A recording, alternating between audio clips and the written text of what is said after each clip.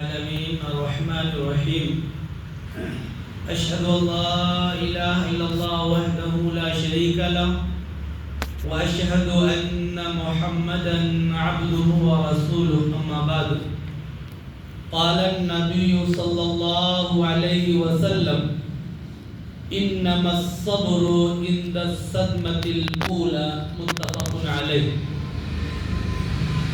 حضرات، صبر کے تعلق سے بات آپ کے سامنے پیش کی جا رہی تھی. بخاری اور مسلم شریف کی حدیث ہے. آپ نے ارشاد فرمایا کہ صبر جو ہے وہ مصیبت پہنچنے کے بعد کرنا چاہیے. کسی بھی طرح کی مصیبت پہنچی ہے تو مصیبت پہنچنے کے بعد فوراً ہمیں صبر کرنا چاہیے. اگر آدمی صبر نہیں کرتا ہے، رونا، چیخنا، چلانا یا دوسرے جو کارروائی اور کوشش کرنا ہے کرنے کے بعد آخر میں صبر کرتا ہے تو اس صبر کرنے پر اسے کوئی اجر اور ثواب نہیں ملے گا. یہ حدیث ہے، ایک عورت قبر کے پاس بیٹھ کر کے رو رہی ہے اور مسلم شریف کی حدیث میں بتایا گیا کہ وہ جو قبر تھی اس کے بچے کی تھی. بچہ انتقال کر گیا. انتقال کر جانے کے بعد ماں جو ہے وہ قبر کے پاس جا کر کے بیٹھ کر کے رو رہی ہے.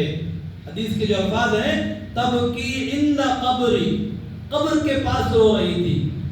پھر اس کے بعد کیا ہوتا ہے کہ اللہ کے رسول صلی اللہ علیہ وسلم اس عورت کے پاس سے گزرتے ہیں تو آپ نے فرمایا اتق اللہ واصبری، کہ اے عورت اللہ رب العالمین سے ڈر اور صبر کر. اللہ سے ڈر اور صبر کر. فقالت، تو اس عورت نے کیا کہا کہ جو پریشانی اور جو مصیبت مجھے پہنچی ہے، اگر وہ مصیبت اور وہ پریشانی آپ کو پہنچی ہوتی نا تو آپ بھی ایسا کرتے. حدیث کے اندر بتایا گیا کہ وہ عورت جو ہے آپ کو پہچان نہیں پائی یا پہچانتی نہیں تھی. کیا الفاظ ہیں؟ وَلَمْ تَعْرِفُهُ، یعنی وہ عورت نبی کے مقام کو یا نبی کو نہیں پہچان پا رہی تھی. آپ نے کیا فرمایا کہ رونا بند کرو، صبر کرو اور اللہ رب العالمین سے ڈرو.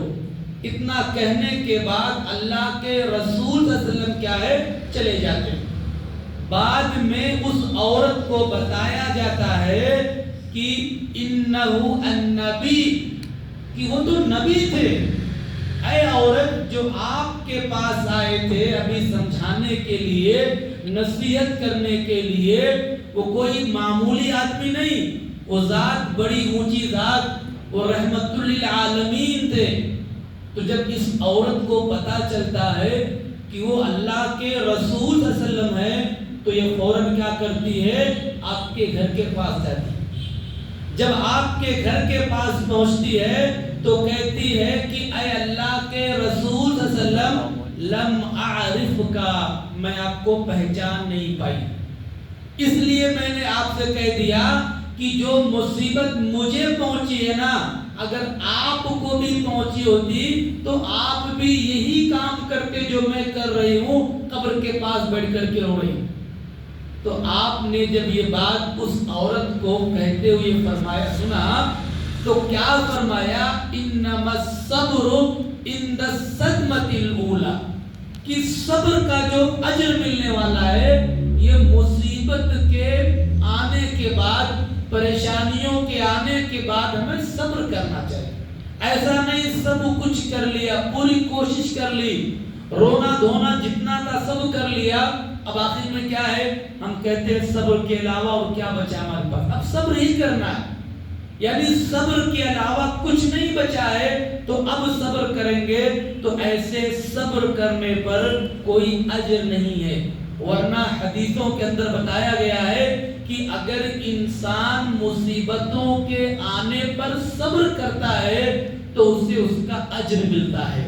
آدمی راستے سے جا رہا ہے، اگر اس کے پیر میں ایک کانٹا چبھ جاتا ہے اور اس کانٹا چبھنے پر وہ صبر کرتا ہے تو اللہ کے رسول صلی اللہ علیہ وسلم نے فرمایا ہے کہ اس پر اسے اجر اور نیکی ملے گی، اسے اجر اور نیکی ملے گی۔ صبر کرنا ہے، ایسا نہیں کہ ہم گالی دینا شروع کر دیں، برا بلا، ارے کس نے ایسا کیا ہے، لوگوں کو پتہ نہیں چلتا ہے کیا ایسا ویسا، تو ہمارا جو صبر کا اجر ملنے والا تھا وہ ختم ہو گیا۔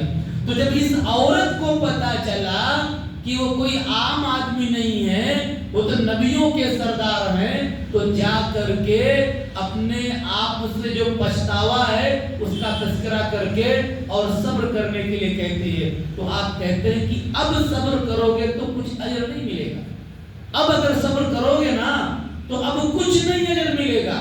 جب میں نے کہا تھا کہ اتق اللہ واصبری، اللہ سے ڈرو اور صبر کرو، اگر اس وقت آپ نے صبر کیا ہوتا تو جانتے ہیں بہت بڑا مقام ہوتا، بہت بڑا مرتبہ ہوتا آپ کا اللہ رب العالمین کے نزدیک۔ تو اس حدیث سے جو بخاری اور مسلم شریف کی ہے، ہمیں یہ پیغام ملتا ہے کہ جب کوئی بھی مصیبت آئے تو ہمیں اس مصیبت پہ صبر کرنا چاہیے، ہمیں صبر کرنے پر اجر ملے گا تب۔ لیکن اگر مصیبت آئی اور ہم نے شریعت کے خلاف جو کہنا تھا یا جو کرنا تھا کر لیا، پھر اس کے بعد صبر کر رہے ہیں تو ہمیں اجر نہیں ملے گا۔ اللہ تعالیٰ تمام لوگوں کو قرآن اور حدیث کے مطابق